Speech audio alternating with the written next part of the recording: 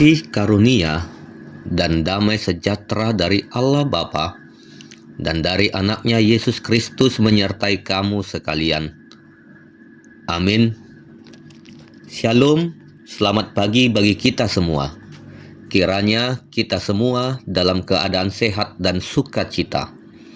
Mari kita mendengarkan firman Tuhan yang menjadi renungan harian pada hari ini, Selasa 28 April 2026, sesuai dengan Almanak HKBP yang tertulis di 2 Samuel 7 ayat 16. Keluarga dan kerajaanmu akan kokoh untuk selama-lamanya di hadapanku. Tahtahmu akan kokoh untuk selama-lamanya.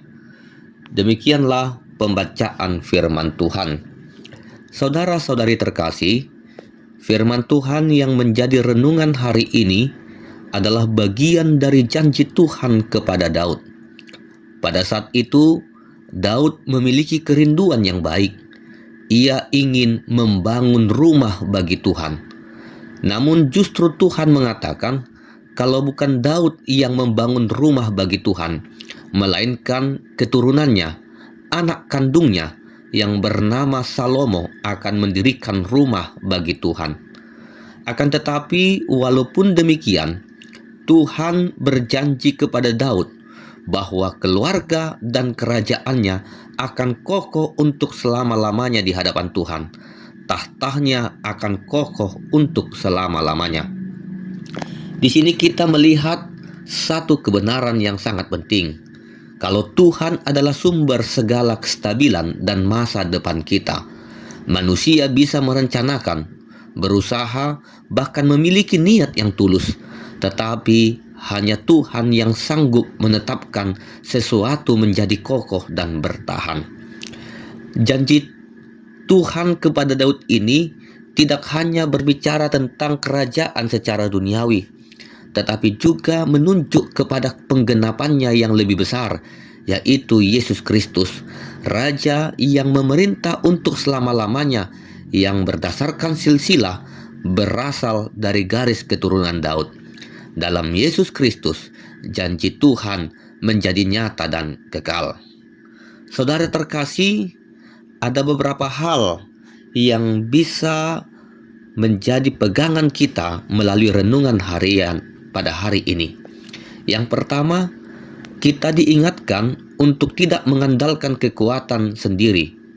Banyak orang bekerja keras membangun kerajaan mereka, karir, keluarga, reputasi, namun tanpa Tuhan semuanya menjadi rapuh.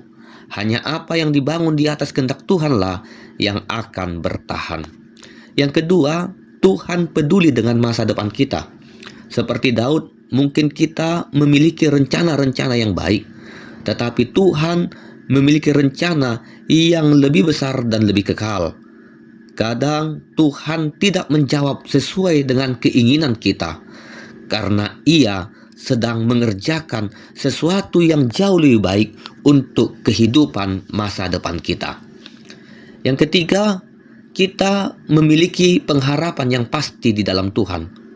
Dunia ini tidak stabil, tetapi kerajaan Tuhan tidak tergoncangkan.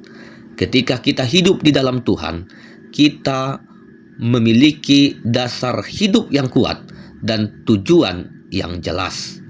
Saudara-saudari terkasih, melalui renungan hari ini, kita diingatkan dan diajak kembali untuk belajar menaruh harapan hanya kepada Tuhan, bukan kepada manusia. Iman kita harus berdasar dan berakar pada janji Allah.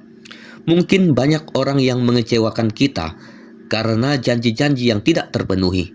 Namun, kita bersuka cita karena ada pribadi yang tetap setia pada janjinya, yaitu Tuhan Allah yang kita percayai. Dalam hidup ini, kita sering dihadapkan pada situasi sulit yang mungkin mengajak kita untuk meragukan janji Tuhan. Namun, renungan ini mengingatkan kita bahwa apapun yang terjadi, Tuhan tidak pernah ingkar janji, karena Dia adalah Tuhan yang setia. Tuhan tidak pernah gagal menepati janjinya. Hidup kita terjamin oleh karena janjinya. Kita juga diajak untuk semakin mengimani dan percaya kepada rencana Tuhan, sekalipun itu berbeda dengan apa yang kita rencanakan. Karena rencana Tuhan pasti rencana dan rancangan yang terbaik untuk masa depan kita yang penuh dengan harapan. Amin. Kita berdoa. Terima kasih Tuhan untuk firman-Mu yang telah kami dengar pada saat ini. Kami bersyukur atas janji-Mu yang kekal. Ajarlah kami untuk tidak mengandalkan kekuatan kami sendiri, tetapi percaya sepenuhnya kepadamu. Ajar dan kuatkan kami untuk teguh berpegang pada janji-Mu yang kami imani pasti terbaik dalam hidup kami. Berkati dan lindungi kami juga di dalam aktivitas kami sepanjang hari ini. Di dalam nama anak-Mu, Tuhan Yesus Kristus, kami berdoa dan mengucap syukur. Anugerah Tuhan Yesus Kristus, kasih setia dari Allah Bapa, dan persekutuan dari Roh Kudus kiranya menyertai kamu sekalian.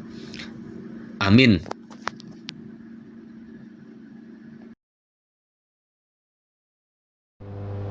Shalom Bapak Ibu Saudara-saudara sekalian. Terima kasih sudah mendengarkan Renungan Harian HKBP 3 Raksa Kota. Sekaligus juga kami mengundang Bapak Ibu Saudara-saudara untuk ikut berpartisipasi dalam mendukung dana pembangunan HKBP 3 Raksa Kota melalui nomor rekening yang tercantum di bawah ini.